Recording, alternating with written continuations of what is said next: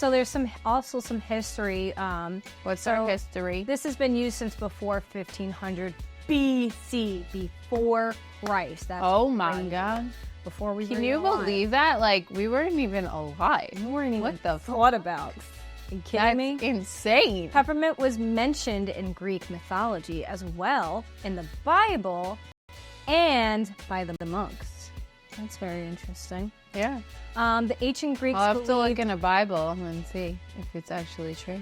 the ancient Greeks believed peppermint could cure hiccups. And now, I don't know if you've seen it on TikTok, now they have like a hiccup straw that you can buy. What? Never seen it? No.